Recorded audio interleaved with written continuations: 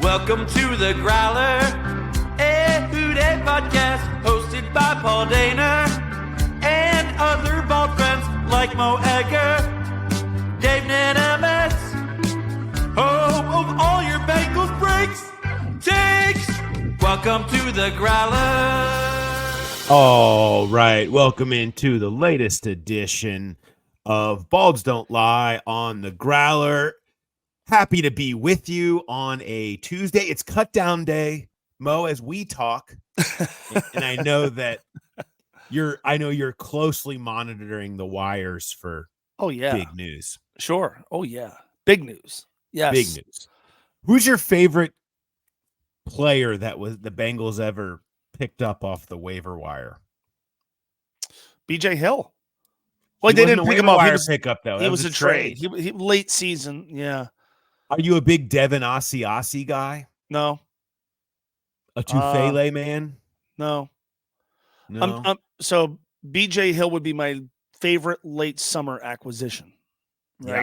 Yeah. But he was not a waiver wire guy. No. It's hard to even remember any. Yeah. When you really start going back. Like, it's funny because we make such a big deal out of the 53 and who's going to make it. And, how could they my favorite is people up in arms. You cannot expose this guy to waivers. And then it's just, there's never even a sniff. Like, they'll never get him through. Yeah. Then, he's on your practice squad. Well, then it's like, well, who do you want to cut to keep him? Right? Yeah. Nobody ever really has an answer for that. That's a good question. Now, you've given me a bit of a homework assignment today to go back in Bengals history to find out who the best waiver wire additions have been in franchise history. I'm sure there's been someone who's worked out. No, there's some. Yeah. There's certainly some that have had a little bit of a role or some impact. Trades have been more where they've really found things this time. Yeah, I was so unprepared for the question that I responded with a guy who was a trade.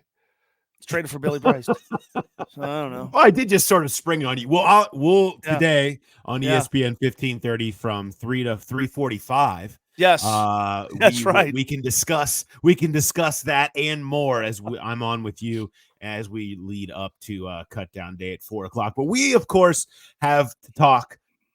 I guess begrudgingly, mercifully, once more into the breach, my dear friends, about Ja'Marr Chase. We are going to do that today. But before we do that, I do want to remind everybody that I'm sure Ja'Marr will come up as a topic amongst many topics when we have our big season kickoff show, which is going to be on Thursday, September 5th.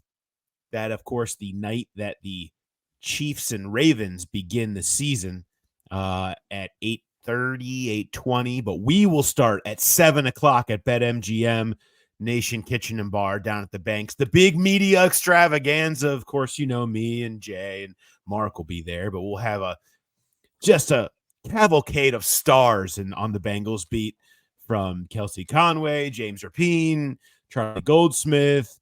All the names. Trags, where everybody, you've heard them on this show. You've seen them around. They've been on Mo's show. They've been everywhere. We'll all be down there. Mo, you are invited to show up if you'd like to come and have a few $3 Cincy lights and come on and share some opinions. I want to make sure that you are invited to our big show down there. It's going to be great. There's going to be free graders. We're going to be giving away stuff, so you could always have that. Yeah. I got a lot going on that day and that night, but I'm going to try. Okay, I'm going to try to shoehorn you in because I appreciate that, because I don't think you had it last year and I couldn't make it. I went 2 years ago. But also, last year, the season opener coincided with some breaking Bengals news. Unfortunately. And if that happens, I want to be there for it to watch you guys suddenly scramble. And then it's going to be like Mark's going to be by himself telling jokes. Yeah. Which wouldn't be the worst thing in the world. Wouldn't be the worst thing in the world. It would be great. James doing a live hit from the sand volleyball courts last year is one of my favorites that happened after the Burrow news broke right as we ended our show. So maybe there will be a Ja'Marr Chase contract break that will happen, and they'll go for it 2 years in a row. Maybe that will happen. Let's talk about Ja'Marr Chase. I want to start here with sort of what makes this new, and since we've last talked, and that is Ja'Marr Chase what really was the news is that Jamar Chase showed up as a full participant at practice, and with intentions of continuing to be a full participant in practice. No sore knees, no tight backs, no one practice and my foot's acting up. Yeah, little tight my quads, which is certainly a move sounding like me every time I wake up. I don't know if I can do it today. But so none of that. Jamar Chase, full participant. Good faith is a term that has been used, but certainly where you hoped this would be today. And really, I think where a lot of the concern lies with where's the ramp up period? When's he going to be back? Well, he's back in practice in a hold in that has been as amicable as hold ins can be. And then as soon as the preseason ended, returned to practice with none of the gimmicks of head, shoulders, knees, and toes are all aching, is a good, newsworthy sign.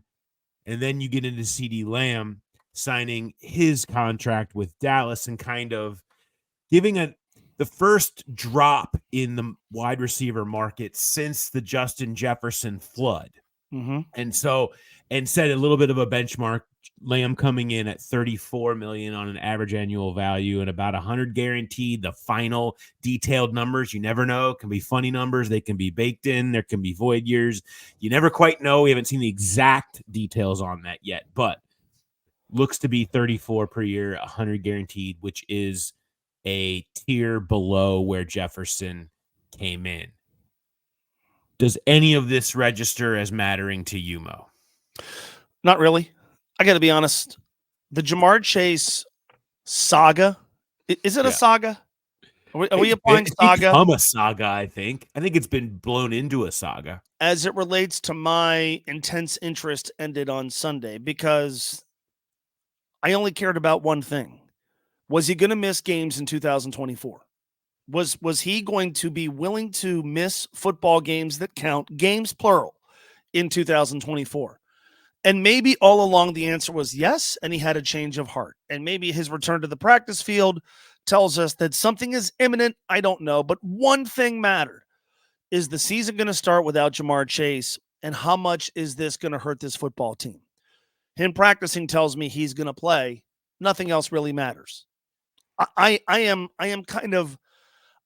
over the rest of it. He's under contract for 2 more years. They've said they're going to get a deal done. They've got a ton of time to get a deal done. I am not ignorant of the financial ramifications of waiting till next offseason and Jamar exploding this year and asking for even more money. I understand it. But the season's starting in less than 2 weeks. The Bengals can win a title this year. If Jamar Chase signs a long-term extension between now and then, awesome. And if he doesn't, fine. Go win a title this year. Yeah. Go start the season with a bang, which they haven't done in recent years. Go do the things offensively that we think this unit can do when it's whole and healthy. And you were being reasonable if you cast a little doubt that they were going to be able to do those things early in the season because Jamar was somewhere else. He's not going to be somewhere else. He's going to play. The rest of the other stuff is filler. The rest of the other stuff for me is for people who obsess over contract terms and average annual value and guarantee. I don't, somebody yesterday emailed me like the ins and outs of the CeeDee Lamb deal, and I could not have deleted it quick enough. I don't care. I don't care. Is Jamar Chase going to play football for the Bengals when the Patriots come to town on the 8th of September? There was always a little uncertainty. Maybe you believed all along Jamar's going to play. This is going to be fine. This is going to have a resolution. And even if there's no deal, there's no way he's going to bail on his teammates. Fine. But until he showed up to practice, you couldn't speak to that with an unmatched amount of uncertainty. Now you can. So barring an injury, barring something unforeseen, he's going to play for the team, 17 games, be available, 17 games, be with the Bengals in Kansas City, week 2. That's all I cared about.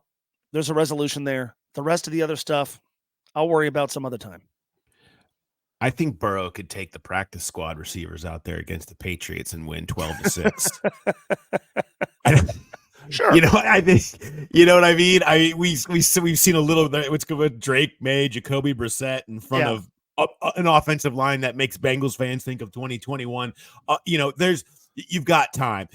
That's not the point. I think your point is right, Mo, is that the vast majority of people, and what really matters is he's gonna play, and that's so the exhaustion over the details of it.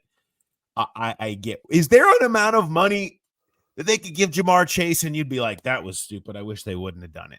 Like, is it gonna piss you off? Is it gonna really ruin stuff? And you want to make it. If there's one thing I can count on is the Bengals to not do a stupid deal. Okay, it's not going to be in their MO. Okay, they're going to do whatever they do at whatever point they do it is not going to be insane. And I do believe that they are going to pay Jamar, and I think he's going to be making more than Justin Jefferson, probably on an average annual value, if that makes everybody excited. And that he should, right? Sure. Like, that's fine. And none of it, and whether he does or doesn't, shouldn't offend anyone. Like, he's deserved a bunch of money. Here's my only real, concern about this, and my take about this, because I do sort of follow the Justin Jefferson template, even though Jamar has been a little bit more willing to shake it up than Jefferson was in his year 4. Mm-hmm. In that, what we did see from Justin Jefferson last year was, look, you think I'm hurrying back from my injury? Yeah. No. So you will have that if you don't do the deal now. And if Jamar Chase has some soft tissue stuff in week 3, he's gonna be taking an extra week or 2 to get himself all the way back and healthy. Mm-hmm. Now, we've also seen this before. He did that under his rookie deal. Yeah. And I have no problem with a player doing that to make sure they take care of themselves. He did that where he took the extra time and was very vocal about, I probably could have come back, but I wanted to make sure I took the time for me. I'm taking care of me on this one. I'm listening to me. I'm taking the extra week. And they went and they won that game in Tennessee, by the way. Yeah. And Jamar was able to take the time and say, I'm going to make sure I'm all the way good. I think you could see a version of that at some point this year if it comes down to it. And that's the risk the Bengals have to bake into whatever they're doing. Because the money, to me, there's 2 schools of thought here. And I've been on a different one that I think I saw a lot out there yesterday, that if you don't pay Jamar now, you're going to regret it. Are you? Yeah. Is the market changing? Right. What's changing it? Okay, CD didn't change it. Some people are, CD's going to go over top of CD's not going over top of Justin Jefferson, and he didn't. Is Brandon Ayuk gonna blow Justin Jefferson's contract out of the water? No. It should end up right where CD Lamb's is. Maybe it'll be 34.1 or something like that. The top of the market is not changing, and that was my point. The moment the Jefferson deal did, it was so big. The guarantees were so large. It was such an outlier, which I think was maybe the Bengals argument that maybe got blown up a little bit, that it wasn't going to change whether you do it now. No one hitting free agency as a wide receiver next year is going to come and blow the Justin Jefferson deal out of the water or change that market. And so is it going to be that much more? I don't know. Maybe he has a huge season. And if he does, you know what you should want to do? Pay him more. Yeah. Because he's now proven to be worth it even more. Like, that's fine. Yeah, to me, that's fine. I said on our show yesterday, so my biggest concern now is Jamar Chase is too good this year. Really? That's what I'm going to lose sleep over? Oh, no. Oh, man. Jamar Chase is having the best season. He might be the offensive player of the year. Oh, no. Like, you're exactly right. You're going to need $2 more million in average annual value. Okay, awesome. First of all, if he is dealing with a soft tissue issue, if he is dealing with a soft tissue issue and he takes his time coming back, okay, cool. I want him to. Yeah. Now that's one conversation in October and it's something entirely different in January, but yeah. I mean, He's about to be the second heaviest investment the team has ever made. So, okay, Jamar, that's not going to change whether or not they pay him. So if you got to do what you got to do to ensure that you are where you need to be, fine. I think there's a team benefit to that. Also, at wide receiver, they seem to be pretty damn good. And they won a bunch of games without Jamar Chase 2 years ago when T. Higgins, who also this year will be supremely motivated, absolutely blew up with 3 100-yard games. I said on our show yesterday, if the biggest concern for the 2024 Bengals is what they're going to be paying Jamar Chase in 2026, this team is about to go 17-0. Yeah. If that's our biggest concern with the season on deck, this team is about to be awesome. Hey, what's the biggest issue? Is it the offensive line depth? No. Is it the fixing the pass rush from last year? No. Are they going to be explosive enough in the backfield? No. Are we sure they're going to click on all cylinders week one, given the relatively small amount of time the first team offense played in preseason? It's Jamar Chase and what they're going to pay him in 2026 and 2027. If that's the biggest problem, holy crap, we are in the first world of first worlds, right? Yeah. Yep. So I again, I keep coming back to all summer long. I've wondered, is he going to be on the field week one? And most seem to believe the answer was yes. I asked you multiple times, almost every week, do you think he's going to play week one? Yeah, I do. Right? Okay, so he's going to. They'll work out the rest, right? It's the Bengals' track record with their absolute best players who play the positions they value the most. Their track record is outstanding. Mm-hmm. It's the benefit of time. He can't go anywhere for 2 years. Yeah. Your NFL pundit, sports writer peer Adam Schefter pointed that out. As much as people get mad at him, the difference between Jamar and Brandon Ayuk and CeeDee Lamb, those two guys 1 year, Jamar Chase 2 years. I feel like a lot of people outside of Cincinnati tend to forget that. They hear Jamar wants a new deal. They forget he's got 2 or don't know that he's got 2 years left. So they have the benefit of time. They have a track record of signing their best guys at the positions they value the most. And they have Mike Brown on record saying, we're going to bend over backwards to sign our second best player. What other assurances do you need? Jamar knows it ends here. Jamar knows this is where he's going to play. Sure. Jamar knows he's not leaving. Jamar knows he's going to get rich, whether it's this year or next year. And so do the Bengals. And if they can get a deal now, great. So that's Jamar, great. Take the risk of the season and Jamar feeling like he wants to be a little extra careful just in case or dissension. Like, take that off the table, that piece of the risk. I don't know that much that really will matter in the long run, but if you want to take that off the table and it's worth it to do that now, do it. The different also, like, the cap's going to keep going up.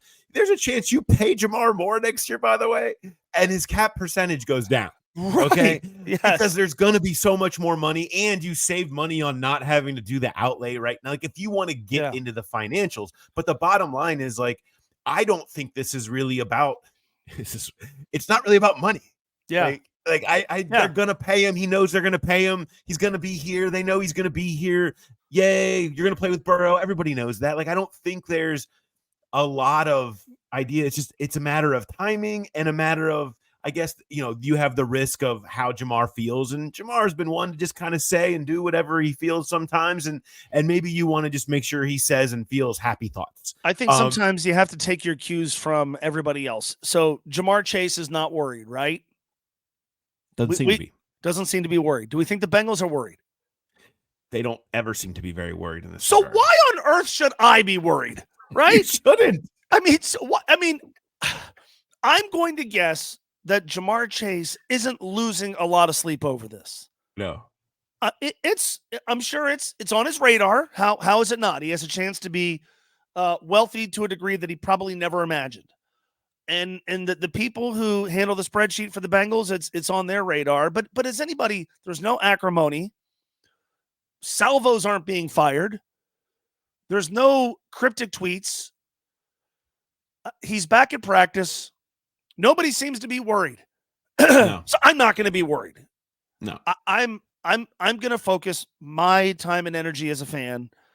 I'm going to focus my time and energy on whether or not the Bengals can start 4-0 and be undefeated when the Baltimore Ravens come to town week 5. And the chances of that happening took a step forward or increased when Jamar stepped on the practice field on Sunday. That's what I care about. We have talked, back during the whole T. Higgins thing. Well, are they going to tag him and trade him? Should they? Should they let him walk? Should they sign him long term? And what they did could be best explained by they want to go all in this year. All in this year. Okay, so there's a very narrow-minded focus on 2024. That's where I am. Go win a title, and if Jamar Chase has the greatest season that any wide receiver has had in the history of the game, and the Bengals are better off for it, I would be among the first to say, give him a blank check. Yeah. Great. Awesome. Yes. Things went well. That's it. Absolutely. I just, the point that I feel like, and look, live and let live, man. You want to obsess over this for the next 6 months, do it. The point where I found this interesting or potentially disruptive came to an end on Sunday. Yes. And you know what this reminded me of more than anything? The last 48 hours, really the CeeDee Lamb restoking all of these fires. Because nobody, what the funny thing about it, just having covered a million of these types of things and the Burrow thing last year is, you know what nobody cares about is the guy once they sign. The moment, the moment Burrow signed, the first thing that happens is who's next, right? It is before the ink is dry. Who's next becomes the story. That's what we yell about, not about, oh, Burrow, the story, the dream of his lifetime, and what does this mean for the Bengals, and what does it look like? No, who's next? And so when CeeDee Lamb happens, who's next, right? No one even cares about CeeDee Lamb anymore. They filled hours and hours and hours and hours obsessing about it. And the moment it's like, oh, CeeDee Lamb signed, okay, who can we do this about next? Let's do it about Jamar. Let's go in on him. What's he gonna do? Or Ayuk? What's he gonna do? Let's shine a brighter light on them. It's just the nature of the beast. That's what fills the time. And what it reminded me of more than anything is we need to play football games. Boy, do we need to play football games. Can we just please play freaking football games and stop with so much? These story, like this is about all of it. This isn't just about Jamar, but all of the offseason storylines are so exhausting. It's why every year I stand inside of the Bengals radio booth and next to Wayne Boxmiller and behind Dan Horde and Dave Lapham and do my pregame radio hit as I do for every game. When I do it before the opener, I am as happy as I am at any point in the year. And that includes when my kids graduate or like have a milestone or like, my wedding anniversary. Right. No, it is such a joyous moment to know we have arrived mercifully at the game because the off season has become so it's great. Like it's fun. And to talk about these topics, but because it's so long and the NFL draws it out and puts spotlights on everything and there's so much media, it's almost toxic in the nature in which we obsess over so many storylines that are sort of frivolous and self-created and whatever. The games, man, like this is when we really learn. This is where there's no more talk. There's no more BS. Play the games. That's when everybody's truth is out there and there's no more BS that can be had. And we forget about so much of that stuff because all the stuff that really matters, that really makes you like the game, is the reason why you're a fan happens then. Yeah. And that's what I get excited for. I'm excited. Thank God we are almost there. You're right. I mean, I excuse me. I struggle with this a little bit sometimes because, doing what I do, you can talk Bengals any day of the week, any week of the year. And you should. But there is so much of it that I personally am just not that interested in. Yeah. I'm interested in free agency, which has been a lot of fun over the last couple of years because the Bengals have participated. That's been a blast. I'm interested in the draft, although that process can get to a point where it's mind-numbing, but there's at least something there. And then all of the other stuff, I just don't find all that compelling. And so, then it's like, God, am I as much of a football fan as I should be? Then the games start and it's like, man, I love this. I love this. Yes. And you're exactly right, man. Like when the ball goes in the air against the Patriots, especially in a season like this where, I always say be good or be interesting. We can debate how good they're going to be. They're definitely interesting, man, on 1,000 different levels. That's the part that I care about. And so with the Jamar Chase, I fling it back to that. Is he going to play against the Patriots? I've asked that question for 4 weeks. If the answer is yes, okay, I don't care about the rest. If the answer is no, okay, well, what can we do to make sure he plays against the Patriots or at least plays against the Kansas City Chiefs? The offseason, I mean, like the Trey Hendrickson trade thing, which we knew what the resolution was going to be, feels like a lifetime ago. But we had to spend 2 days on Trey Hendrickson, and you talked about it being toxic, and I think it specifically applies here because whether it be this offseason, T. Higgins or Trey Hendrickson or even Jamar Chase, I don't think you hear it here. But when I catch clips of the shows where they scream at each other about sports, it's always how the Bengals are in the wrong. And in neither case are the Bengals in the wrong. That's the part that I hate. From a Cincinnati perspective here, and I said this on my show, and I said, forget what's being said on FS1 or on these podcasts where it's former players who just want to yell about the Bengals and really don't understand how these new contracts work. Like, pay attention to the people here. Pay attention to the people who are covering this team here. When they make it seem like the Bengals are in the wrong, they will tell you. It's going to be very obvious to you. What I hate is, because of this franchise's history, every time there's a situation like this, people default to the Bengals are cheap, the Bengals are frugal, the Bengals are unfair. In the instances of the 3 players we are talking about, they haven't mistreated T. Higgins. There's a way they value him because of a guy who plays the exact same position who they just value a little bit more. They didn't mistreat Trey Hendrickson by any stretch of the imagination, and they haven't done Jamar Chase wrong. But in all 3 instances, you can find people who have taken each story and used it as an excuse to pop off on the team and call the Bengals things that the Bengals aren't. I will criticize the Bengals for a lot of different things, and I have over the years, and I think for the most part, justifiably so. But what I hate about it is, and I've seen it in recent weeks with Jamar Chase, he's being criminally underpaid. Well, because he's under a rookie contract. What do you want? That's not the Bengals' fault. That's the part that I hate. I hate when things like this turns into, we got to take sides, right? And you and I, back when this first started, I said, I don't think either side is wrong here. Now, in recent weeks, I have said, look, when he missed the one practice and was AWOL, look, just get it done because I want him on the field on the 8th. But it's not about taking sides, but I guess this is emblematic of the times we live in, where everything's got to be polarizing. Everything's we got to take sides.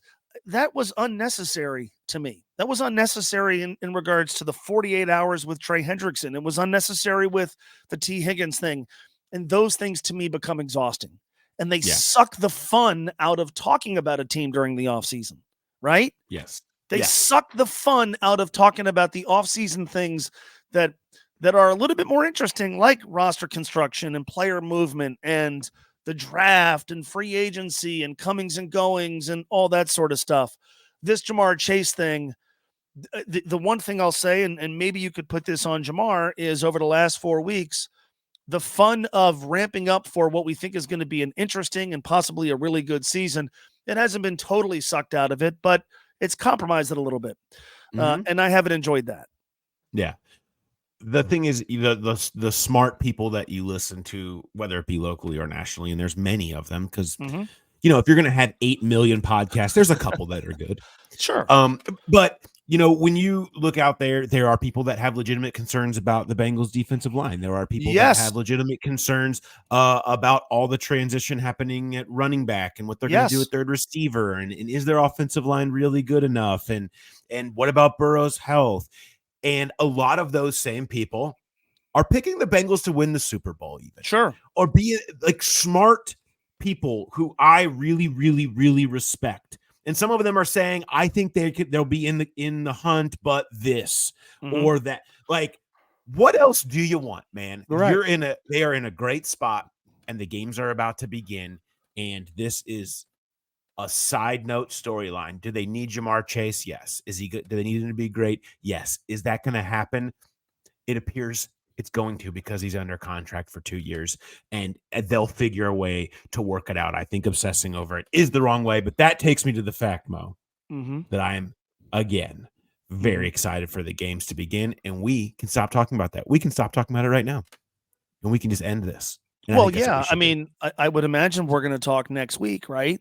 And we have to do our offense show still. Well, yeah, we have to do our offense show last week. But I mean, we've got a lot of offense to talk about. Sure, but if you combine the two, because I'm like a lot of those same folks. I've said from day one, if Joe Burrow plays 16 to 17 games, you cannot convince me the Bengals don't make the playoffs. You cannot convince me. You cannot convince me the Bengals will not be a playoff team if he plays the full season. That said, there's a lot of what ifs. There's a lot of interesting things that have happened this offseason. There's a lot of questions that could certainly go a long way toward determining specifically how good they'll be and what position they'll be in to make a run for the title once they're in the playoffs, if Joe gets through the full season.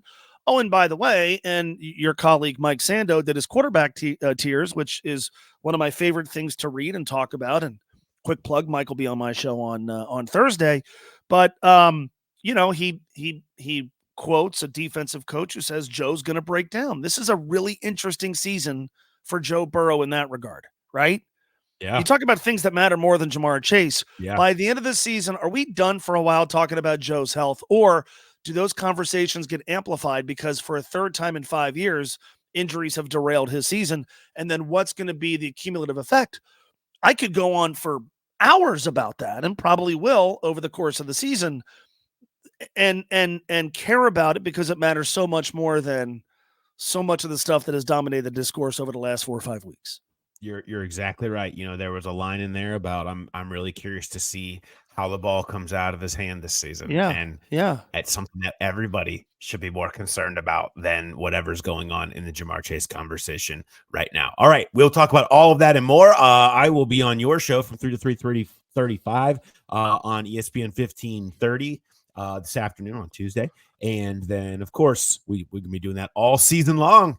Yes. All season talking about long, football games. Every Tuesday, talking about football games, which is going to be very, very exciting. We'll be talking about football games, celebrating the first one kicking off at BetMGM Sportsbook Nation Kitchen and Bar at the Banks on September 5th, our annual kickoff show. It is going to be awesome. All of the Bengals media, season predictions. We're going to make fun of Trags for being a super homer. I'm not going to predict them to win the Super Bowl again. I'm not going to let you guys tell me all about that all year long, but we'll have all of us down there, hang out with us and watch the Chiefs play the Ravens afterwards, and having some $3 Cincy Lights and eating some $6 Queen City nacho trays and all the good things that we do down there. Mo won't be there to scream and yell at a Knicks game, which is good, but maybe you can scream and yell at the Chiefs and Ravens game to take us back to the draft show. Yeah, I can do that. I'm rooting for Baltimore week 1. Wow. That's the discussion, right? Who do we want to win that game? A great place for us to begin when we talk about that. And by the way, just so you're a little bit more in touch with the kids, when we talk football, when we talk about football games, we're talking ball. Oh, but do we know ball? In my case, absolutely not. Because you got to be a ball knower, I thought, when you talk ball. Yeah, I like to talk ball. I'm not sure if I know ball. But I am looking forward to all season long. Well, I'll let Austin Elmore be the judge of whether we know ball. He's our resident young. Maybe that'll be the name of our segment on my show, Talking Ball with Mo and Paul. Love it. All right, Mo, appreciate it as always. Thanks for having me. Yes, sir. Have a good one.